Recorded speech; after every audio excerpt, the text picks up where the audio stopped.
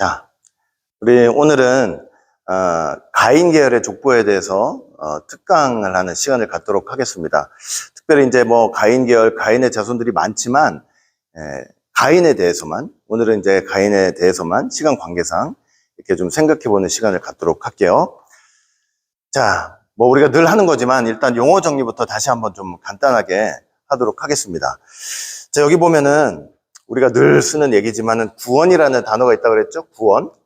자, 구원이라는 것은 어떤 의미냐면 스스로는 도저히 빠져나올 수 없는 극심한 괴로움이나 질병이나 또 커다란 위험에 처해 있는 자를 누가 건져주는 일이냐면 제3자가 건져주는 일이에요. 제3자가.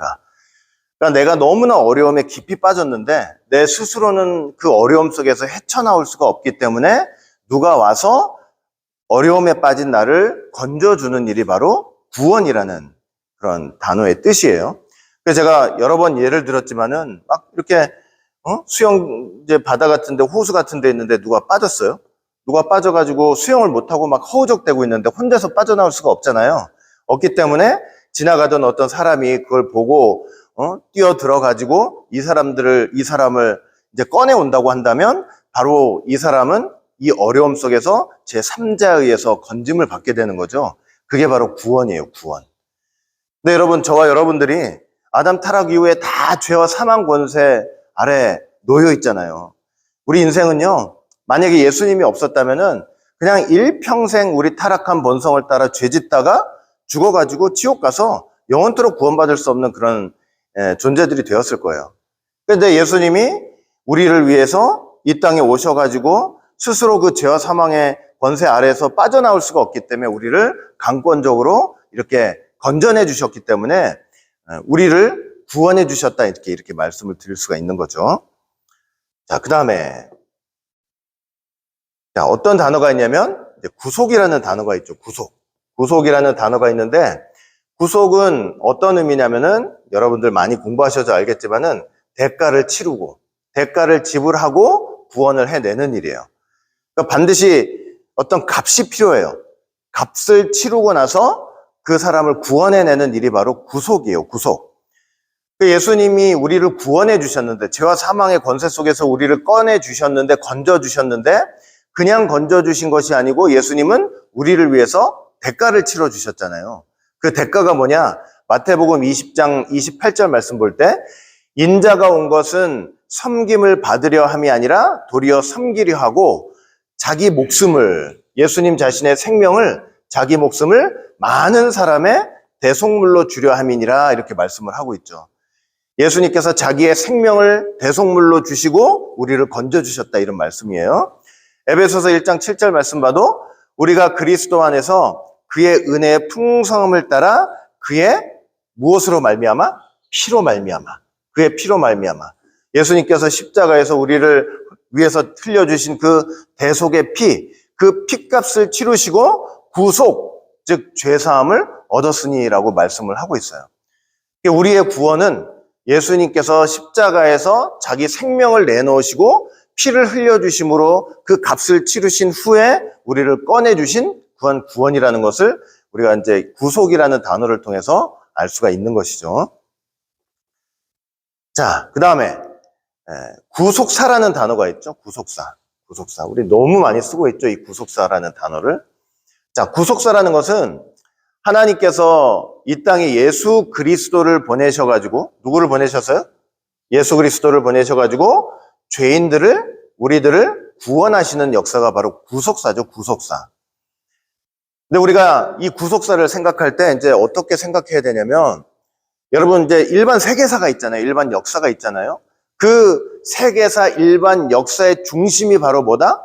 구속사다. 우리가 이렇게 생각할 수 있어요. 그냥 이 세상이 그냥 아무런 목적 없이 흥망성쇠를 반복하면서 그렇게 진행되는 것 같지만 그렇지가 않아요. 하나님 입장에서 목적이 있는데 그 목적이 뭐냐면 예수님을 이 땅에 보내셔가지고 택한 자기 백성들을 구원하시려는 구속사라는 목적을 이루시는 현장이 바로 이 세계사의 현장이 된다는 거예요.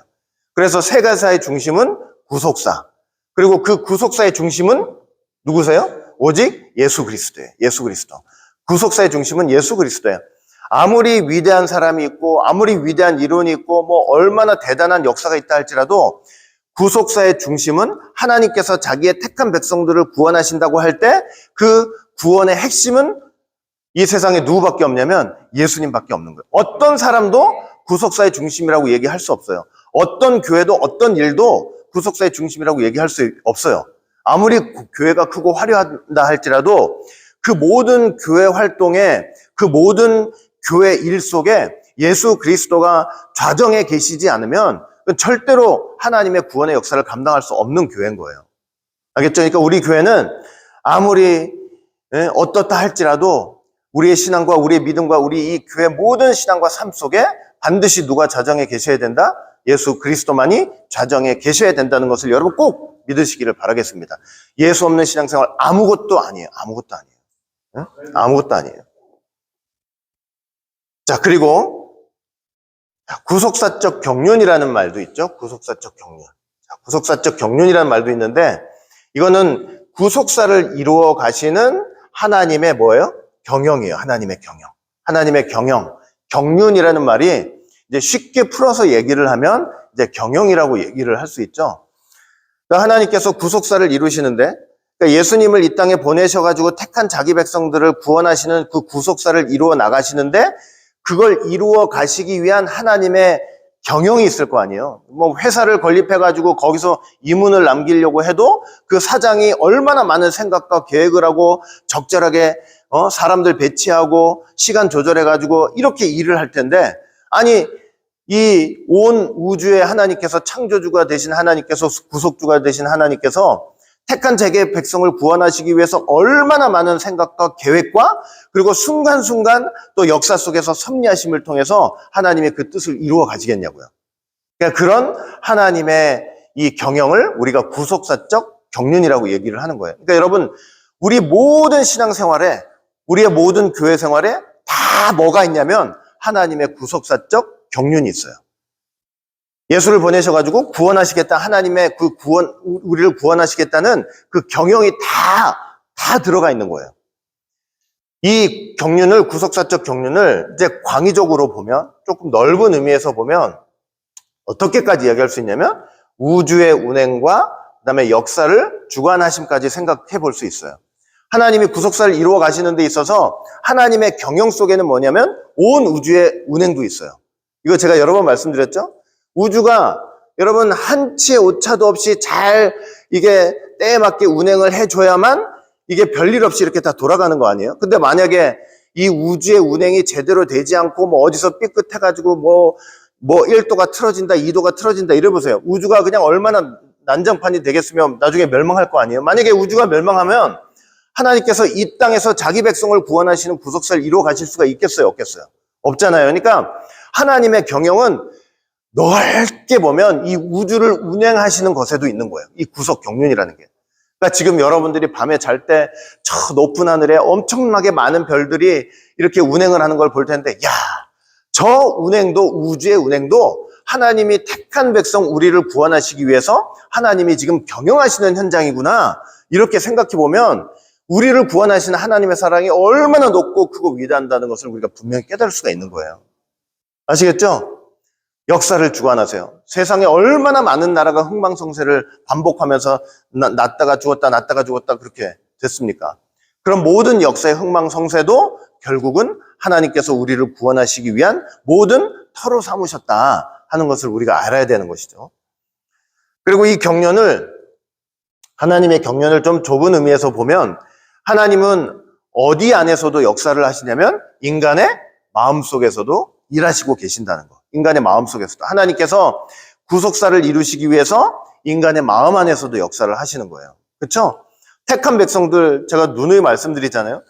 택한 백성들에게 하나님의 말씀을 딱 선포했을 때 그 하나님의 말씀이 허무맹랑하게 들리지 않고 과거의 먼 일로 받아들여지지 않고 오늘날 나에게 하시는 말씀, 나를 위한 구원의 일로 받아들여지고 그게 믿어지고 그 말씀대로 행하겠다는 그 마음은 다 어디서 오는 거예요? 다 사람의 의지로 오는 것이 아니고 하나님께서 그 마음에서 일해 주시기 때문에 이렇게 있을 수가 있는 거예요. 그러니까 여러분, 하나님의 경륜이라는 거는 얼마나 광범위하고 얼마나 위대하고 큼과 동시에 또 우리 마음 안에서, 이 작은 마음 안에서도 하나님께서 얼마나 열심히 일하고 계시는지 몰라요. 이런 경영 속에서 결국은 저와 여러분들을 그 예수님을 통해서 반드시 천국으로 인도하신다는 사실을 여러분 꼭 믿으시기를 바라겠습니다. 예수님 꼭 붙잡고 사시면 되는 거예요. 그 속에 하나님의 경영이 있으니까. 자, 그 다음에, 자, 이제는 이제 용어 정리를 했으니까, 이제 우리가 가인 계열을, 그 족보를 좀 알아보려고 하는데, 자, 일단 이제 근본적인 질문이 있을 수가 있죠. 왜 우리가 성경 족보를 연구를 해야 되느냐, 이거예요, 성경 족보. 여러분, 성경 족보 뭐 대표적으로 창세기 5장에도 우리가 이제 배우겠지만,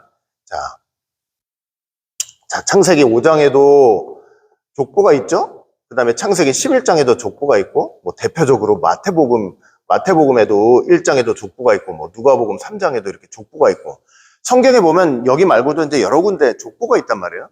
그럼 우리는 지금까지 여러분들이나 제가 신앙생활 하면서, 교회 생활하면서, 여러분 이렇게 족보에 주목을 해서 이제 공부를 하신 적이 사실은 없으실 거예요.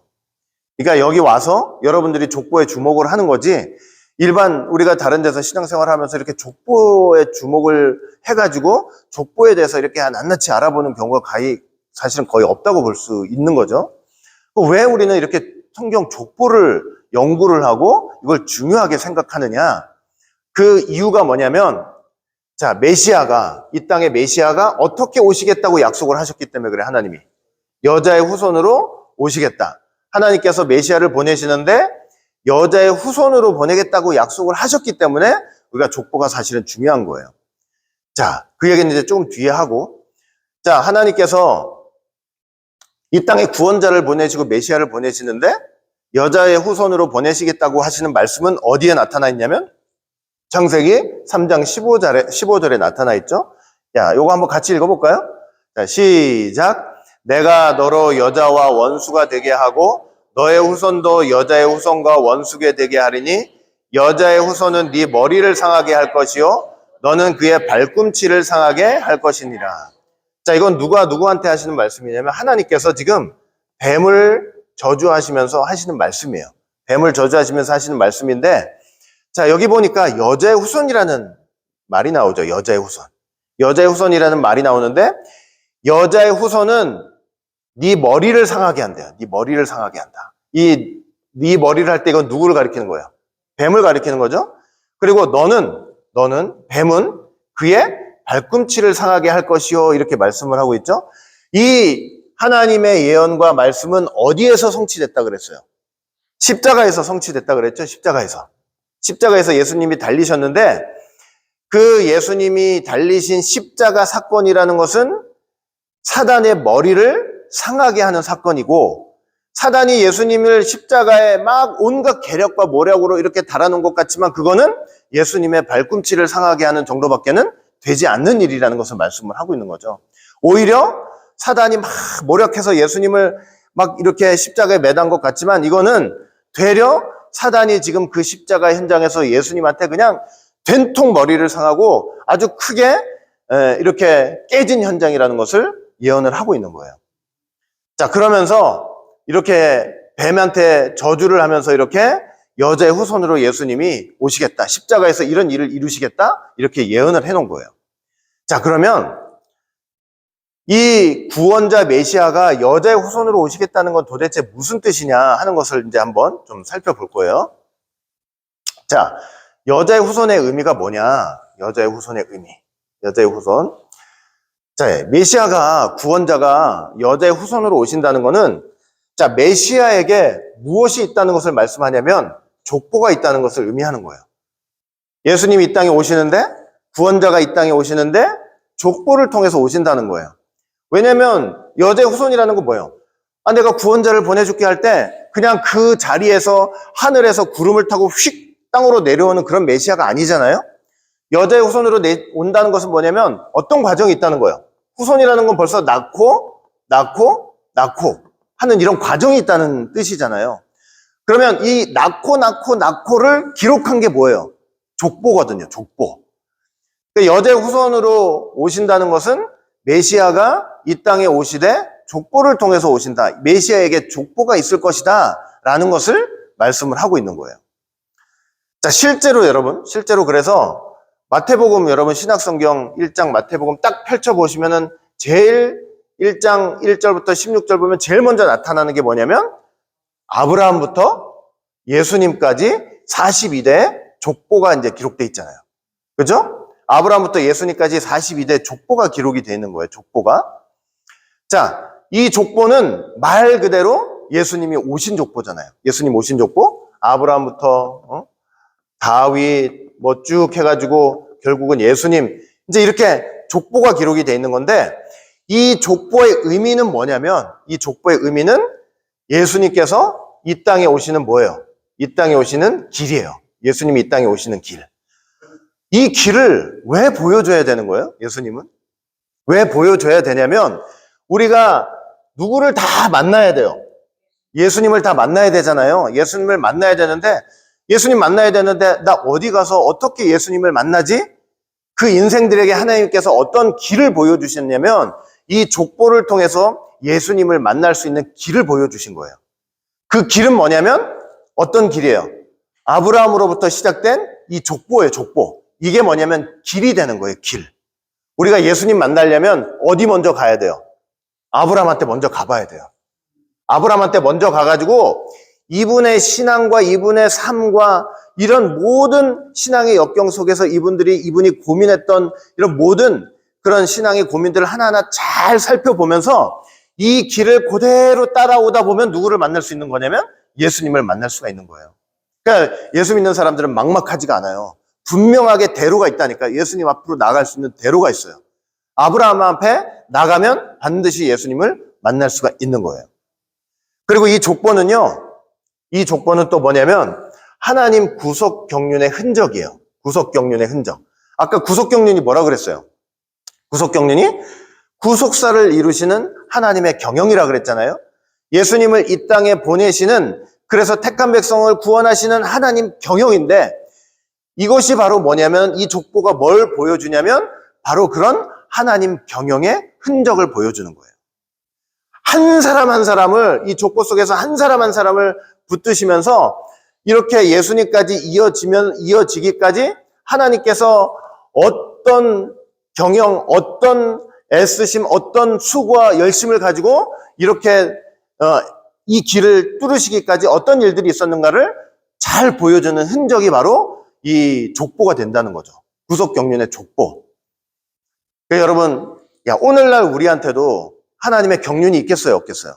있어요. 왜냐하면 예수님 다시 오셔야 되니까, 우리가 다시 그 앞에 서야 되니까. 그 하나님 구속 경륜이 우리한테도 있는데, 그 경륜을 깨달아가지고 우리가 하나님 앞에, 예수님 앞에, 다시 오시는 예수님 앞에 바로 서야만, 우리가 바른 믿음을 가지고 바로 서야만 예수님이 우리를 붙잡아 주시고 천국으로 데려가실 거 아니에요. 그러니까 이런 흔적들을 하나하나 잘 배워놔야만 우리가 진정으로 예수님 앞에 다시 설 수가 있는 거예요. 믿음으로 다시 설 수가 있는 거예요. 자, 그 다음에 이건 또 뭐냐면, 이 족보는 뭐냐면 언약전수의 흔적이에요. 언약전수. 한 사람 한 사람 다 보면은 결국은 어떻게 한 거예요? 아브라함이 이삭한테, 이삭이 야곱한테, 야곱이 이런 식으로 한 사람 한 사람이 하나님의 언약을 전수했기 때문에 그 언약을 통해서 예수님이 이 땅에 오신 거 아니에요. 한 사람 한 사람이 다 뭐냐면, 이 족보가 다 뭐냐면 언약 전수를 했던 흔적들이 나타나 있는 거예요. 얼마나 그 예수님이 이 땅에 오신다는 그 언약을 확실하게 믿고 이 세상에서 예수님 오시는 그 약속 하나를 바라보면서 자손들에게 예수님 오신다, 예수님 오신다, 예수님 오신다 이렇게 전수하면서 그 믿음으로 준비하게 했던 그 경건한 믿음의 사람들의 흔적들을 여기서 다 볼 수가 있는 거예요. 찾아볼 수가 있는 거예요. 그 다음에 또 이 족보는 궁극적으로 뭐냐면 우리가 어떤 믿음으로 예수님 앞에 서야 할지를 보여주는 거예요. 어떤 믿음으로. 이 한 사람 한 사람이 다 예수님 앞에 설 수 있는 믿음을 우리에게 가르쳐 줄 수 있는 거예요. 이 어떤 믿음을 가지고 있어야만 예수님 앞에 설 수 있느냐, 그 길에 설 수 있느냐. 그러니까 우리가 지금 하고 있는 게 다 뭐예요? 그래서 아브라함이 어떻고, 이삭이 어떻고, 야곱이 어떻고, 다 그 삶과 믿음을 하나하나 살펴보는 거는 그들의 믿음으로 끝나는 게 아니고 그들의 믿음이 오늘날 우리의 믿음이 돼야 되겠기 때문에 이렇게 하나하나를 다 살펴보고 있는 거예요. 아시겠죠? 이렇게 여자의 후손으로 온다는 것은 기본적으로 뭐냐? 메시아가 족보를 통해서, 메시아에게 족보가 있다는 것을 이제 보여주는 것이죠. 첫 번째는. 자, 그 다음에, 자, 또 여자의 후손으로 오신다는 것은 또 어떤 의미냐면요.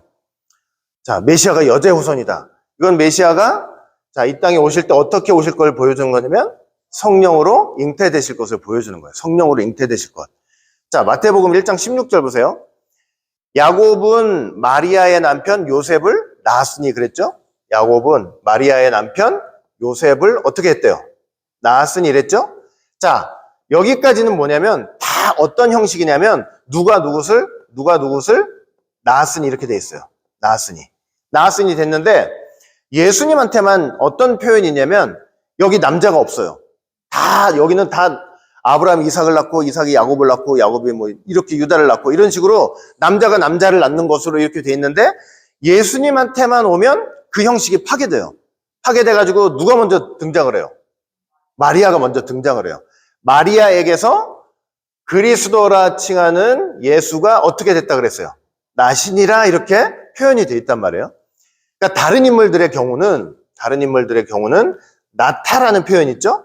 나타라는 능동태가 사용이 돼 있는데 예수님 때 와가지고는 어떻게 돼 있냐면 나시니라라는 수동태가 표현이 되는 거예요. 수동태가. 그러니까 여러분 이 예수님 말고 다른 사람들은 나타 아브라함이 이삭을 낳다 이삭이 야곱을 낳다 이렇게 남자가 남자를 낳는 거죠. 어떻게 남자가 남자를 낳을 수 있어요? 왜 나타라는 표현을 했죠? 여기서 남자가 남자를 나타내는 것은 육신적으로 나타내는 게 아니고 겟나오라는 단어거든요. 이게 겟나오라는 단어가 무슨 뜻이냐면 내가 아브라함이면 이 가문을 이어갈 후손을 낳다라는 뜻이에요. 겟나오라는 거는. 그러니까 남자가 생물학적으로 남자를 낳다는 소리가 아니고 나를 이어갈 아들을 낳다는 그런 의미가 있는 거예요. 그래서 아브라함이 이삭을 낳고 이삭이 야곱을 낳고 이제 이렇게 돼 있는 거예요. 자, 그런데 예수님 때 딱 와가지고는 누가 중심이냐면 남자가 중심이에요? 여자가 중심이에요? 여자가 딱 중심이 됐죠? 왜냐면 예수님께서 이 땅에 어떻게 오시겠다고 약속을 하셨기 때문에 그래요. 여자의 후손으로 오시겠다고 그랬잖아요? 그래, 여자가 중심이 돼가지고 나시니라. 그러면 이 여자가 어떻게 낳게 된 거예요? 이 여자가 혼자 낳게 된 것이 아니고 성령에 의해서 예수님을 잉태해서 낳게 되는 그런 여자의 후손으로 오시는 예수님의 모습을 이걸 보여주고 있는 거예요. 그래서 보세요. 마태복음 1장 18절 보시면 예수 그리스도의 나심은 이러하니라 해놓고 그 모친 마리아가 요셉과 정혼이라는 것은 약혼이에요. 약혼. 그 다음에 동거하기 전에 성령으로 잉태된 것이 나타났더니 이렇게 말씀하고 있잖아요. 이 예수님의 나심 속에는 남자의 씨가 들어가 있어요? 없어요? 남자의 씨가 들어가지 않았죠. 그러니까 예수님이 이 땅에 오실 때 보세요. 예수님이 이 땅에 오실 때 이게 아니에요. 뭐가 아니냐면 왜 요즘 막 이단들 보면은 다 무슨 소리를 하냐면 자기가 이렇게 기도하다가 예수의 영을 받아가지고 내가 예수가 됐다. 내가 재림 예수다. 이렇게 얘기하는 사람들 천재 많거든요. 천재 많는데 예수님이 오실 때는 예수님이 그 요셉의 아들로 오셔가지고 뭐 30세 때 기도하다가 무슨 영을 받아가지고 예수다 구세주다 이렇게 된 게 아니에요. 예수님이 이 땅에 오실 때부터 어떻게 되신 분이에요? 이 땅에 오실 때부터 남자의 씨, 부정 모혈이 아니고 남자의 씨는 전혀 섞이지 않고 성령에 의해서 잉태됐기 때문에 이 땅에 사람이지만 참 하나님으로 오실 수 있는 거고 아무런 죄가 없는 분으로 우리에게 역사를 하실 수 있는 거예요. 알겠죠? 그러니까 무슨 영을 받아가지고 재림 예수가 됐다, 무슨 예수가 됐다, 이거 다 헛소리. 알겠죠? 진짜로 예수님이시고 구원자시라면 부정모혈로 오실 수 없는 거예요. 실제로는. 알겠죠? 그러니까 예수님은 남자의 씨가 없는 진정한 의미에서 여자의 후손으로 이 땅에 딱 오시게 된 거예요. 알겠죠? 자, 이제 이제 가인 계열의 족보로 들어가 볼 거예요. 자, 우리가 족보를 공부하는 이유를 알았죠? 그 족보는 예수님이 오시는 길이라고 했잖아요. 길. 그래서 이제 보는 건데, 자, 우리가 그 예수님이 오시는 그 신령한 길, 그 족보를 먼저 살피기 전에 뭘 먼저 할 거냐면, 이제 가인 계열의 족보를 먼저 좀 살펴볼 거예요. 가인 계열의 족보. 자, 창세기 4장에 보면 가인 계열의 족보가 나와 있어요. 족보가. 자, 가인이 여호와 앞을 떠나서 에덴 동편 놋 땅에 거하였더니 아나와 동침하니 그가 잉태하여 누구를 낳았다? 에녹을 낳은지라. 가인이 성을 쌓고 그 아들의 이름으로 성을 이름하여 에녹이라 하고, 에녹이 누구를 낳았어요? 이랏을 낳고, 이랏은 무야엘을 낳고, 무야엘은 무드사엘을 낳고, 그 다음에 무드사엘은 누구를 낳았어요?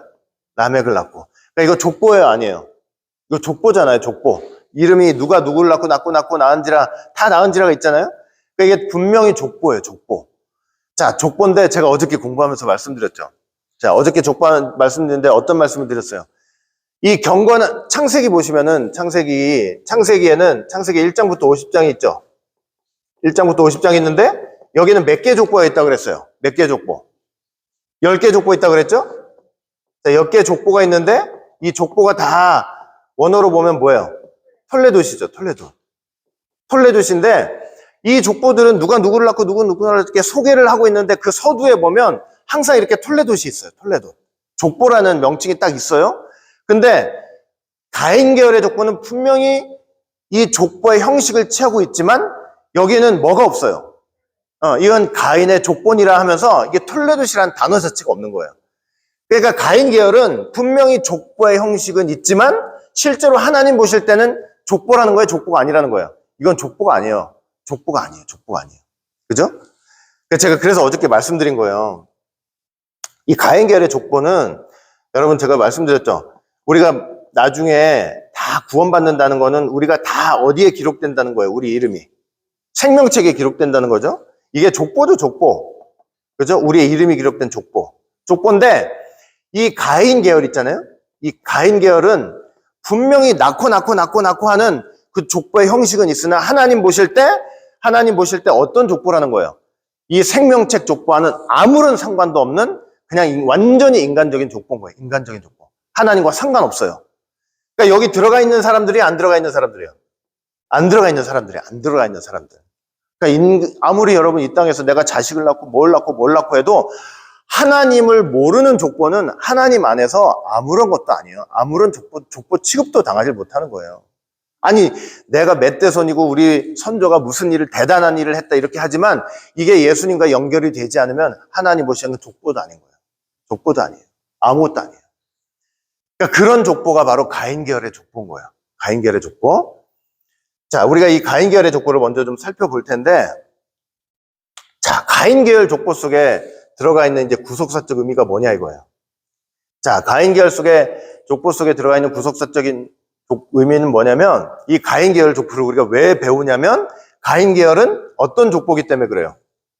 예수님 오시는 길과 상관없는 족보인 거예요. 상관없는 족보. 우리가 이 족보를 배우는 이유는 이 가인 계열의 이 길에 들어서면, 제가 여러 번 말씀드렸는데 여기 이렇게 딱 서 있는데 우리가 어느 쪽으로 들어서면, 이 가인 쪽으로 들어서면, 이 계열에 들어서면 예수님을 만날 수 있어요, 없어요?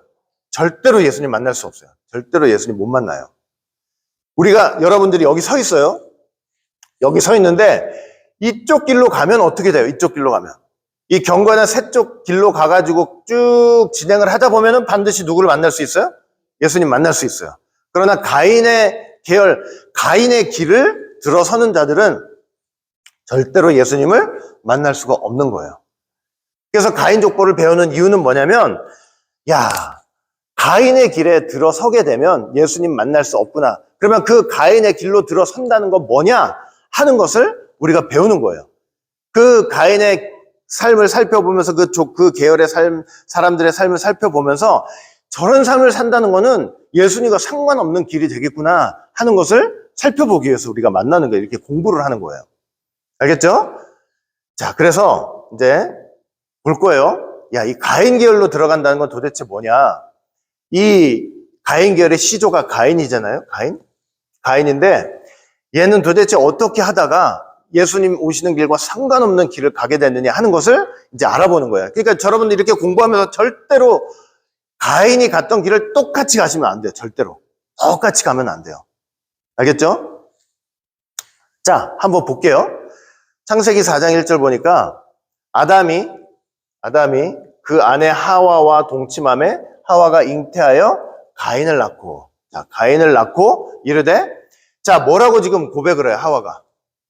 내가 여호와로 말미암아 등남하였다 이렇게 말씀하고 있잖아요.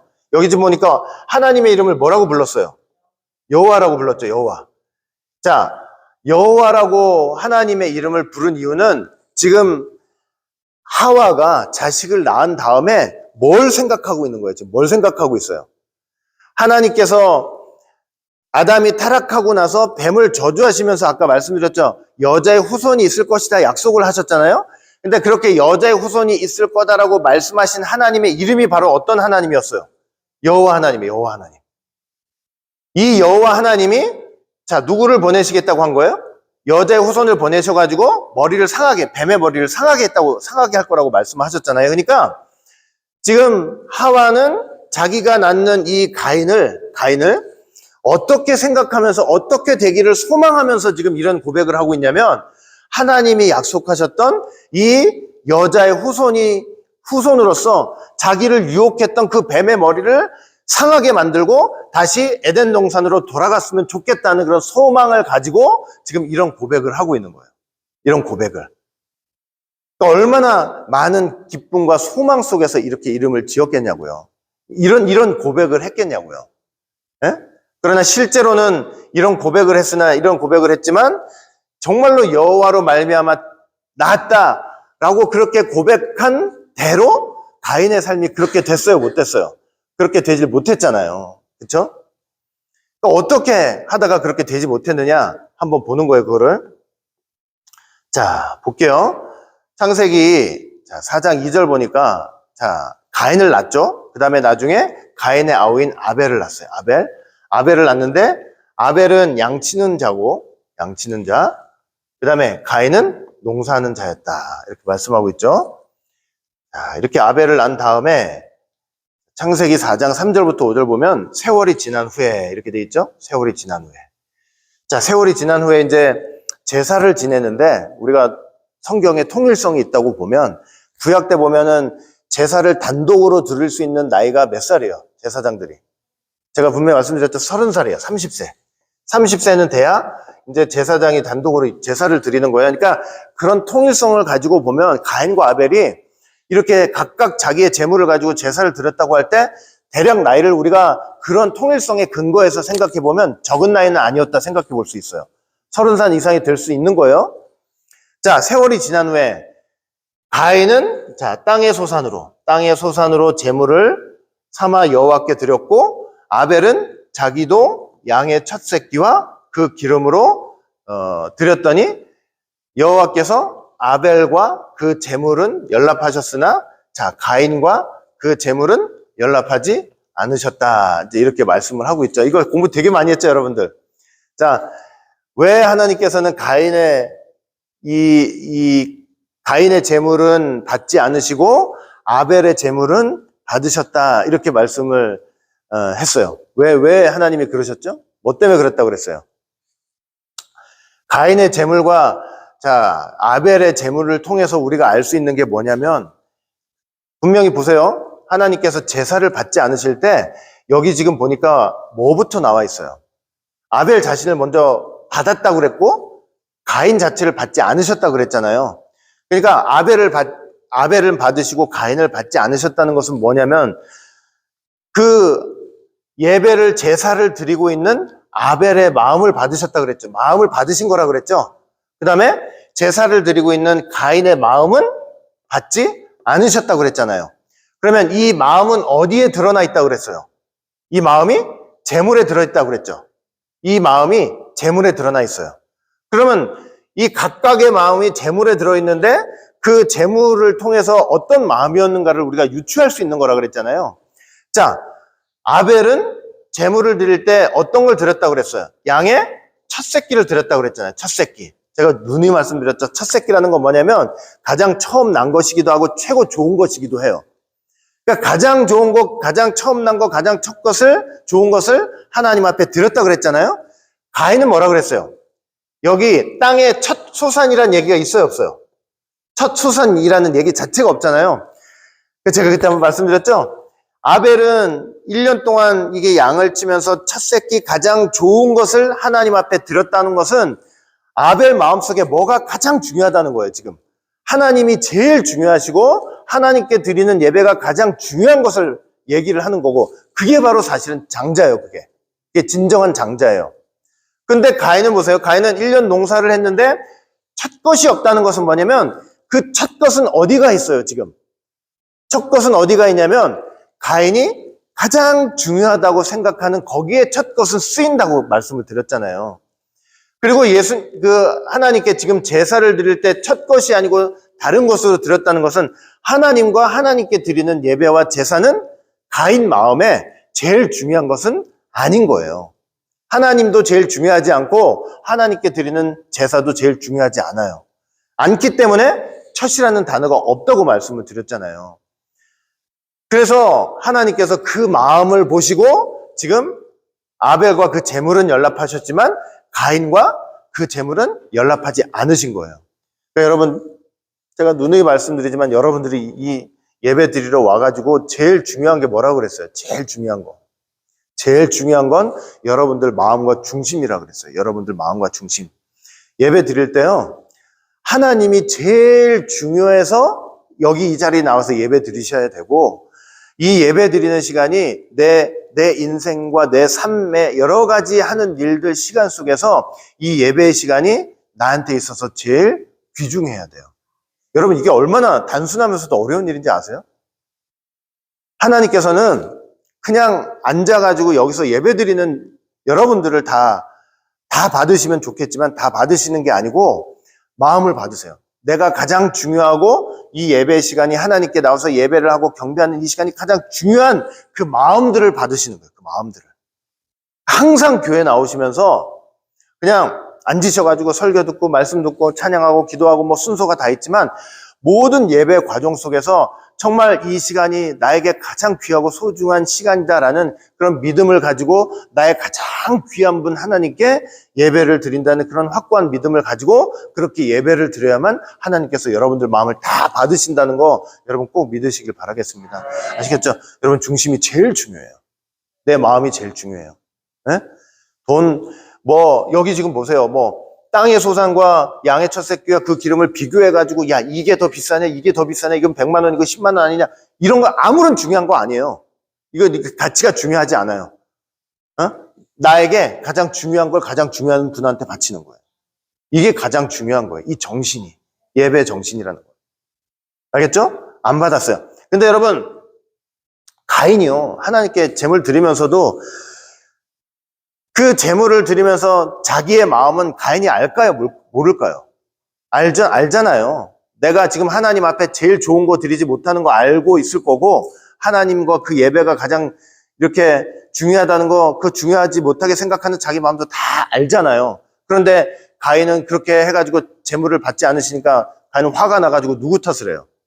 아벨 탓하는 거 보세요. 그렇죠? 그러니까 항상 사단은 나를 돌아보지 않고 남 탓하는 사람들이에요.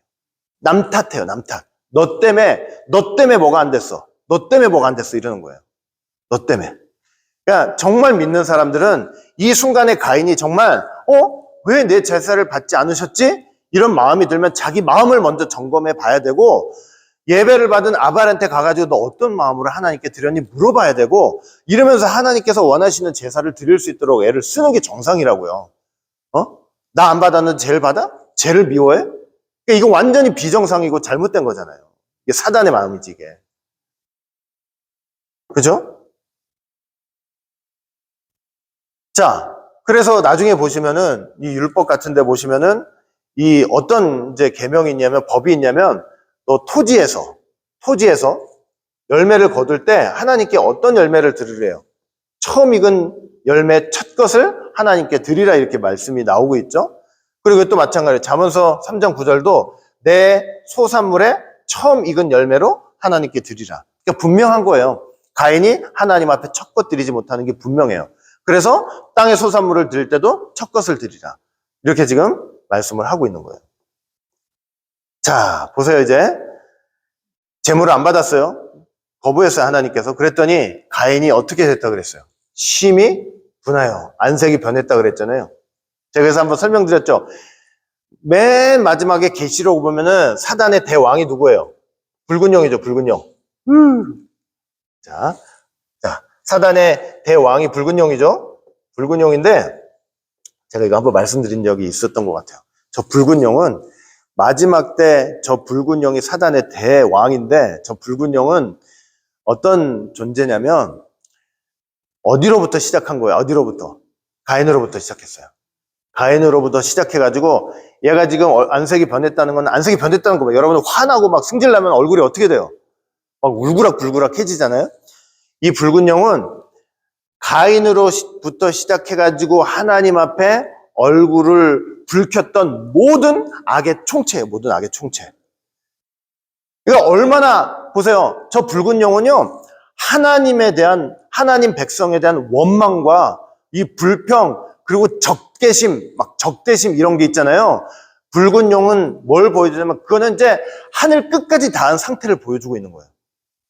얼마나 얼굴이 불그락불그락해졌던 그 모든 역사가 다 지금 붉은 용 안에 다 들어가 있으니까. 그러니까 마지막 때 얼마나 감히 하나님한테 도전을 못하고 하나님 백성들을 얼마나 무서운 적대감을 가지고 공격을 하겠냐고요. 참 희한하잖아요. 생각해 보세요. 사람이 이게 서로 이게 싸울 수가 있어요. 형제들 간에 싸울 수도 있잖아요. 살다 보면 형제 간에 싸워요, 안 싸워요? 싸우잖아요. 저도 싸우기도 하고 여기 자매도 있고 싸울 때가 있는데 그 싸움이 적대감이 돼가지고 저를 죽여야 되겠다는 생각까지 이르러요? 쉽게 이르러요? 안 이르러요? 그건 그렇게 되는 게 아니거든요. 그러니까 싸울 수는 있지만 또 싸우다 보면은 서로 말다툼하다 보면은 꼭 같이 화해도 하고 뭐도 이렇게 하면서 가는 거지 저걸 죽여야 되겠다. 이거는 사람의 생각이 아닌 거예요. 이건 사단의 생각이에요. 사단의 생각. 얼마나 보세요. 막 싸우는데 저걸 죽여야 된다. 저걸 죽여야 된다는 것은 뭐냐면 이건 벌써 사람의 마음이 아닌 거예요. 그건 짐승의 마음이에요. 짐승의 마음. 알겠죠? 다툼이 일어났는데 저거 죽여야 돼 하면은 벌써 그건 사람이 아닌 거예요. 사단이 역사하는 거예요. 그러니까 붉은 영이 그런 무서운 적대감을 가지고 복수심 막 극대화하는 그런 걸 가지고 하나님의 백성들을 공격하는 거예요. 그러니까 여러분 절대로 아무리 화가 나도 화가 나고 분이 나도 이 화가 나고 분이 나는 게 어디서 처음에 터져 나와요. 이게 일단 얼굴에서 불글락불글하지만은 화난 건 어디서 딱 증거가 나요. 말에서부터 터져 나오는 거예요. 성도들이 제일 조심해야 될 게 그래서 뭐냐면 이게 입조심이에요. 말. 아무리 화가 나고 분이 나도 말로 쏟아내기 시작하면은 이제 진짜 이게 이 말로 터져 나오면서부터 이게 사단의 역사가 될 수가 있어요. 입을 지켜야 돼. 입을 지키세요. 내 입술을 지켜야 돼요. 어저께 홍사모가 이제 빨래를 이렇게 모아놨어요. 빨래를 모아놨는데 그게 무슨 빨래냐면 절대로 드라이기에 들어가면 안 되는 빨래야.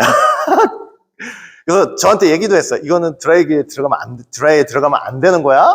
했는데 제가 이제 그 와싱 머신에서 다 된 걸 보고 다 그대로 드라이 전부 넣어가지고 돌리고 있었던 그런 밑에 가서 뭐 또 내 할 일 하고 있는데 갑자기 내려오는 거야. 내려와가지고 나한테 딱 그러는 거야. 아유, 이 복 받을 사람아, 복 받을 사람아. 이 복 받을 사람아. 그래서 이 사람 왜 이래? 왜 이래? 그랬더니 내가 분명히 거기 넣지 말라고 그랬지. 자기가 화가 이렇게까지 나가지고 내려와가지고 진짜 자기가 보통 마음 같았으면 그냥 한바탕 했을 텐데 이렇게 내려오면서 딱 마음을 이렇게 바꿔가지고 이 복 받을 사람아, 복 받을 사람아 그러고 있는 거예요. 야, 그러니까 제가 더 미안해지기도 하고, 야, 이게 진짜 하나님의 사람들이 그런 상황을 대처하는 방법이 아니냐. 이 무서운 적대감을 가지고 서로 죽이자고 하는 데까지 나가지 않고 이 해결할 수 있는 그런 참 지혜롭고 현명한 방법이 아닌가 이런 생각이 들더라고요. 알겠죠? 저 사람이 나를 열받게 만들었어. 그럼 찾아가지고 말씀하세요. 아유, 이 복 받을 사람아, 이 복 받을 사람아. 이러면 여러분 싸움이 날라가 하다가도 하나님께서 거기 은혜를 주신다니까. 예? 안 그래요? 더 미안해지고. 서로 간에 뭐 하시라고요? 항상? 예. 왜 그랬어? 이러지 말고. 아유, 그냥 복 받을 사람아 이러면 다 이거 그 집안에 하나님이 주신 평강과 위로가 넘친다는 사실 꼭 믿으시길 바라겠습니다. 아시겠죠? 안색이 변했어요. 네가 분하여면 어찌미고 안색이 변하면 어찌미뇨. 네가 선을 행했다면 어찌 낯을 들지 못. 선을 행하면 어찌 낯을 들지 못하겠느냐. 선을 행하지 못하고 있는 거죠. 마음에서 지금 울그락불그락 하고 있으니까. 죄가 보세요. 너가 선을 행치 아니하면 죄가 문에 엎드리느니라. 죄의 소원은 내게 있으나 너는 죄를 어떻게 하라고요? 다스릴지니라. 하나님께서 찾아오셔가지고 말씀으로 저 울그락불그락 화난 마음에 찾아가셔가지고 제발 죄 짓고 싶어하는 마음 알지만 다스려라 하는 거예요. 그러면 여러분들 그렇게 말씀이 찾아와가지고 다스려라 할 때 에라 말씀이고 뭐고 그냥 난 일단 이건 터트려야 되겠어. 내 마음에 이거 터트리지 않고는 난 살 수가 없어서 빵 터트려 보세요. 그러면 가인처럼 되는 거예요. 무슨 말인지 아시겠어요? 말씀이 찾아와서 다스려라 할 때 정말 믿음으로 내 마음을 다스리셔야 돼요. 다스리고 가서 복 받을 사람이라고 얘기해 줘야 돼. 알겠어요? 그래야 가인의 길을 가지 않아요. 그래야. 가인이 특징이 뭐냐면 아무리 말씀을 해도요. 그 말씀으로 자기 마음을 제어를 못하는 거예요. 그게 가인의 길이에요. 가인의 길. 그 사단의 마음은 나 이거 일단 터트려야 돼. 일단 터트리고 보자 이거예요. 일단 터트리고. 무슨 말인지 알겠죠? 아무리 말씀이 내 귓가에 맴돌더라도 이거 귀 막아버려 그 순간. 죄질 때 어떻게 하는지 여러분들 다 아시잖아요. 죄질 때 어떻게 해요? 내가 말씀 알고 져요. 말씀 알고도 짓는 거예요? 모르고 짓는 거예요? 아유, 여러분 솔직히 말해서 다 알고 짓는 거지. 죄 짓는 순간 어떻게 하는 거예요? 내 마음에서 들려오는 그 말씀의 음성 귀로 탁 막는 거예요. 내 손으로. 탁 막고 죄 짓는 거예요. 나 이거는 죄 져야 되겠어. 일단 죄 짓고 봐야 되겠어. 이러면서 죄 짓는 거예요. 근데 그러시면 안 된다고. 그러시면. 알겠죠? 자기 마음을 하나님 말씀으로 잘 다스리는 법을 훈련을 하셔야 된다고요. 자기만의 방법으로. 응? 근데 내가 다시는 이제 드라이에 넣지 말라는 건 안 넣을 거 아니에요. 저렇게 한번 복 받을 사람만 했으니까. 넣겠어요. 절대 안 넣지 이제. 응? 자, 그런데 어떻게 했어요? 가인이 자기 마음 조절하지 못하고 사단 마음 조절 못하는 거예요. 마음 조절 못해요. 알겠죠? 가인이 그 아우 아벨에게 고한이라 해놓고 그 후 그들이 들에 있을 때 가인이 그 아우 아벨을 쳐 죽이니라. 표준 세번역으로 보면 가인이 아우 아벨에게 말하였다. 우리가 들로 나가자. 들로 딱 꼬셔가지고 들에 있을 때 가인이 그의 아우 아벨을 쳐 죽이니라. 돌 팍 쳐 죽이는 거예요. 그 말씀으로 제어를 못하니까 결국 죄를 짓고 마는 거예요. 짓고 마는 거예요. 그리고 4장 9절 보니까 하나님이 찾아오셔가지고 가인에게 이르시되 네 아우 아벨이 어디 있느냐? 내가 가로되 그가 가로되 내가 알지 못하나이다. 내가 내 아우를 지키는 자이니. 이게 하나님께 태도가 아니잖아요. 그죠? 이것도 나와가지고 네 아우 아벨이 어디 있느냐라고 물으실 때 한번 아니 부모가 자식들 그 잘못하고 있는 거 몰라서 물어봐요? 몰라서 너 뭐 했어 물어봐요? 뻔히 알면서도 물어보는 거 아니에요. 근데 여러분들 부모님이시니까 다 아시잖아. 자식이 잘못했다고 나오면요. 아무리 못된 짓을 했어도 나 잘못했어요. 눈물을 흘리면서 잘못했다 그러면 마음이 풀어져요. 부모의 마음은.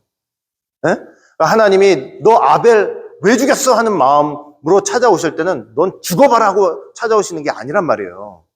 하나님은 언제나 죽어봐. 너 나한테 죽어야 돼 하고 찾아오시는 게 아니에요. 응? 그러니까 그렇게 찾아오신 하나님한테 우리가 어떤 태도를 보여야 될지 여러분 지혜롭게 생각을 하셔야 된다고요. 내가 아벨을 지키는 사람이에요. 이거는 진짜 하나님 앞에 제대로 된 태도가 아니지. 여기에서 만약에 제가 분을 못 이겨서 이랬으면 하나님한테 눈물로 회개를 했었어 봐요. 하나님이 어떻게 일을 하셨을지 어떻게 아냐고. 그 회개하는 마음에. 그죠? 똑같잖아요. 아담이 지은 죄나 똑같잖아요. 아담이 딱 죄고 나서 죄 짓고 나니까 찾아와서 어디 있느냐고 물으시니까 하나님이 주셔서 나와 함께 하신 그 여자 그가 그 나무 실과를 내게 주므로 내가 먹었나이다. 이거 사실 누구 핑계 대고 있는 거야, 아담이? 여자 때문에도 아니에요. 뭘 강조하고 있어요, 지금 이거. 하나님이 주셔서. 하나님 때문이라는 거죠. 하나님 때문에, 결국은. 우리도 모르게 있잖아요. 죄 짓고 어려움 생기고 이러면 나도 모르게 하나님 불평할 때가 사실은 많은 거예요. 다. 하나님 탓하고. 하나님 왜 이러십니까? 이러실 때가 참 많아요. 그죠? 하나님 나한테 왜 이러십니까? 근데 여러분들이나 저나 이제 신앙생활 오래 해가지고 나중에 뒤를 딱 돌아보면 그런 순간에도 하나님이 나한테 왜 이러십니까? 이게 아니고, 야, 그런 순간에도, 그 어렵고 힘들었던 순간에도 제가 누누이 말씀드리잖아요. 하나님의 선하심과 인자하심이 떠나신 적이 있어요, 없어요? 한 번도 없었던 거예요. 한 번도 없었어요. 한 번도. 우리를 구원하신다고 할 때 단 한 번도 하나님의 선하심이 떠나신 적이 없어요. 인자하심이 떠나신 적이 없어요. 모르니까 불평이 나오지, 알면 감사해요. 알면 감사. 하나님이 우리에게 가장 좋은 길을 주시는 거고, 우리가 개척해가지고 우리가 내 손으로 좋은 길을 일부러 만드는 것보다 하나님께서 좋은 길로 인도하실 때 그건 진짜 하나님이 주시는 그 길은 정말 사람이 상상도 할 수 없는 평강과 위로의 길이 된다는 거 여러분 꼭 믿으시길 바라겠습니다. 아시겠죠? 자, 그 다음에 그러면서 네가 무엇을 하였느냐? 네 아우의 핏소리가 땅에서부터 내게 호소하였느니라. 그죠? 죄 지으면은 내가 아무리 시침이 떼고 가만히 있어도 다 누가 본다 그랬어요. 옛날 원로 목사님 그러셨죠? 막 누구 이제 남자 여자가 죄 짓는다고 어떤 방에 들어가가지고 문 딱 잠그고 커튼 딱 치고 불 딱 끄고 막 죄를 졌어요. 아무도 모를 줄 알죠. 근데 나중에 누가 한대요? 누가 그걸 하나님께 고발을 한대요? 그 쾅 닫았던 문이 고발을 하고 보지 말라고 쳤던 커튼이 고발을 하고 깜깜하게 되라고 껐던 그 불이 다 고발을 한다는 거예요. 응? 이러는 거예요. 그러니까 우리가 하나님 앞에 숨길 수가 없어요. 우리는 하나님께 아무리 숨으려고 해도 숨을 수가 없다는 그것만 잘 알고 계시면 돼요. 제가 한번 옛날에 드린 적 있잖아요. 한이하고 다이하고 저 숨바꼭질 할 때 다이가 어떻게 했다 그랬어요. 다이가 3살짜리 다이가 숨바꼭질해서 숨어 그랬더니 다이가 어떻게 해요? 예? 막 어디 도망갈 때 몸이 따라가지가 않으니까 도망가지를 못하고 그냥 내 앞에 바로 앉아가지고 눈을 감고 이제 딱 있으니까 자기 숨은 줄 알고 찾아보라고 그런. 우리 인간이 다 그러고 있다는 것만 생각하시라고요. 하나님 앞에 숨길 수 있는 게 있어요, 없어요? 하나도 없어요. 하나도 없어요. 아시겠죠? 자, 그래서 이제 저주를 하셨죠? 땅에서 저주를 받아 밭가라도 땅이 다시는 효력을 주지 아니할 것이고 너는 유리하는 자가 될 것이다. 이제 이렇게 저주를 하셨어요. 자, 그러면서 가인이 막 너무 내 죄벌이 중해가지고 견딜 수 없습니다. 누가 또 나를 죽일까봐 겁납니다. 이러니까 하나님께서 뭘 주셨다 그랬어요? 표를 주셨죠? 표를 주셔가지고 너한테 어떻게 하려고 하는 사람 벌을 7배나 받을 것이다. 이렇게. 그럼 이렇게 귀한 은혜를 주셨을 때도 이 은혜 이유는 뭐라 그랬어요? 돌아오라는 뜻이죠. 돌아오라는 거. 돌아오라는 뜻이에요. 근데 그것도 그렇지 않는데 그냥 이러고도 계속 도망을 가는 거예요. 도망을 갔죠. 자, 그리고 자, 결국은 어떻게 됐느냐? 자, 이게 가장 중요한 거예요. 이게 가장 중요한 결론이에요. 자, 가인이 어떻게 됐다 그랬어요? 여호와 앞을 떠났다 그랬죠. 이 앞은 뭐라 그랬어요? 이 앞. 앞은 여기 보세요. 여호와의 앞. 이 앞은 여호와의 얼굴이라고 그랬죠. 얼굴. 여러분 서로 기분 나쁘면은 이렇게 얼굴 쳐다보고 있다 기분 나쁘면 팡 얼굴 돌려서 돌아가잖아요. 그러니까 지금 가인이 한 게 뭐냐면 하나님 얼굴 앞에서 자기 얼굴을 돌려서 가버린 거예요. 그러니까 여러분 아무리 힘들고 어렵고 죄 많은 인생이라도 뭐만큼은 하지 말아야 되냐면 하나님 얼굴 앞에서 내 얼굴 돌리는 일은 하지 마셔야 돼요. 맞죠? 그렇게 해서 떠나면 그건 가인의 길을 가게 되는 거예요. 결국은. 그래가지고 놋 땅에 갔다. 놋이 어떤 뜻이라고 그랬어요? 놋. 방황하는 자, 방랑자, 도망자. 그러니까 하나님을 떠난 상태를 가리키는 거죠. 그리고 성을 쌓고 성을 쌓다고 그랬지. 이르. 이거는 뭐냐면 이제 하나님의 도움 필요 없다는 거죠. 나는 내가 알아서 나 보호하고 내가 열심히 일해가지고 나 돈 벌어가지고 난 나 혼자 잘 먹고 잘 살 거야. 하나님이 없는 유토피아를 건설하려고 하는 그런 일을 한 게 바로 가인인 거예요. 가인. 알겠죠? 근데 우리한테는 이런 이르가 필요한 게 아니고 하나님의 지켜주신 거, 하나님의 보호하심이 꼭 필요하다는 거 여러분 꼭 믿으시길 바라겠습니다. 알겠죠? 내가 이르 해가지고 잘 살고 잘 먹고 잘 지킬 수 있을 것 같지만 절대 그렇지 않아요. 절대. 하나님이 진쳐 주셔야만 우리가 진정한 보호를 받을 수가 있는 거예요. 자, 그렇다는 거. 결론은 뭐냐면 요한일서 3장 8절부터 9절 볼 때 가인을 뭐라고 표현을 하고 있냐면은 이렇게 표현을 하고 있어요. 자, 죄를 짓는 자마다 마귀에게 속하나니 마귀는 처음부터 범죄함이라. 하나님의 아들이 나타나신 것은 마귀의 일을 멸하러 하심이니라. 하나님께로서 난 자마다 죄를 짓지 아니하나니 이는 하나님의 씨가 그의 속에 거하며 저도 범죄치 못하는 것은 하나님께로서 났습니다. 그러면서 가인같이 하지 말라 해놓고 저는 어디에게 속했대요? 악한 자에게 속했대요. 소속이 악한 자래요.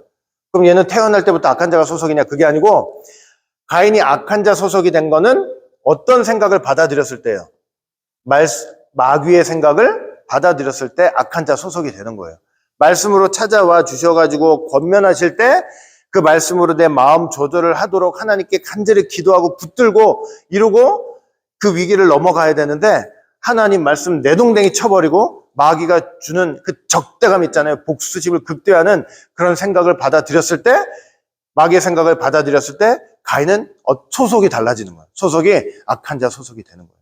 그러니까 저와 여러분들은 가인같이 하지 말고 이렇게 늘 주시는 말씀 이거 여러분들 이렇게 주시는 말씀 이거를 정말 신령한 영적인 경건한 도구 삼아 가지고 하나님 말씀 말고 어려움이 오고 막 힘든 거 오고 막 악한 생각이 들어오고 내가 죄져야 되겠다 이런 생각이 들어올 때 이 신령한 검을 휘둘러 가지고 그런 거 다 찔러 쪼개버리고 하나님 앞에 날마다 정말 회개하는 삶 하나님 앞에 정말 하나님 앞에 무릎 꿇고 하나님께 간절히 기도하는 삶 그런 삶을 사시는 모두가 되시기를 주의 이름으로 간절히 축원을 드리겠습니다.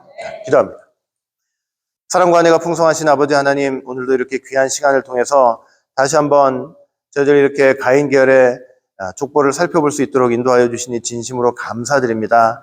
이렇게 하나하나 살펴볼 때 다시 한번 공부로 생각하지 않고 우리 삶 속에서 하나님이 주시는 귀한 지혜의 말씀인 것을 깨닫고 이 말씀 안에서 우리가 걸어가야 될 바른 길을 믿음으로 잘 걸어나갈 수 있는 우리 모든 성도 될 수 있도록 인도하여 주시옵소서. 끝까지 붙잡아 주시고 인도해 주실 줄 믿고 감사드리며 사랑 많으신 예수님 이름으로 감사하며 간절히 기도드리옵나이다. 아멘.